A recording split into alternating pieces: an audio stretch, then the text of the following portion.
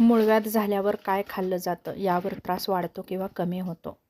तेव्हा मूळव्याधाचा त्रास वाढवणारे पदार्थ कोणते आणि ते का टाळावेत याविषयी नक्कीच माहिती असणं गरजेचं आहे. जसं की तिखट आणि झणझणीत पदार्थ टाळा. मिरची, मिसळ, उसळ, चटपटीत पदार्थ नक्कीच टाळा. आणि हे पदार्थ का टाळावे तर यामुळे आतड्यांना जळजळ होते, मलद्वाराजवळ सूज आणि जखम वाढते, शौच करताना जास्त वेदना आणि रक्तस्राव होतो.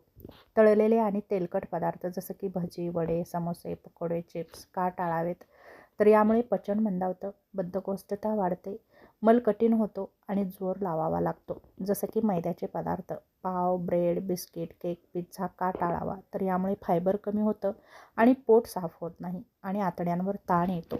जास्त मीठ आणि प्रक्रिया केलेले पदार्थ जसं की लोणचे, पापड, रेडीमेड स्नॅक्स का टाळावं तर यामुळे शरीरात पाणी धरून ठेवलं जातं, मल कोरडा होतो, गुरुद्वाजवळच्या शिरांवरती ताण येतो. मांसाहार का टाळावा तर तो पचायला जड असतो, बद्धकोष्ठता वाढवतो आणि आतड्यांची हालचाल मंदावतो. त्याचप्रमाणे मद्यपान आणि धूम्रपान पण टाळावं.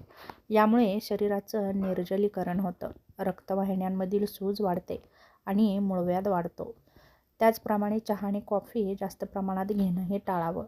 यामुळे पोट कोरडं पडतं, पाणी शोषलं जातं आणि मल जास्तच कठीण होतो आणि शौच करताना त्रास होतो. त्याचप्रमाणे जास्त साखर आणि गोड पदार्थ का टाळावेत तर आतड्यांमधील चांगले जीवाणू कमी होतात, पचन बिघडतं, सूज आणि जळजळ वाढते. मूळव्याधामध्ये जोर लावणं हे सर्वात धोकादायक आहे. वरचे पदार्थ खाल्ल्यावर मल कठीण होतो, त्यामुळे शौच करताना वेदना, सूज आणि रक्तस्राव वाढतो. आयुर्वेदिक दृष्टिकोनातून तिखट, आंबट, उष्ण पदार्थ पित्त वाढवणारे असतात, त्यामुळे ते खाऊ नयेत.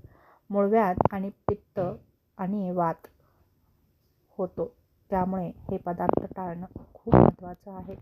जर हे पदार्थ टाळले तर मूळव्याधाचा त्रास नक्कीच कमी होऊ शकतो.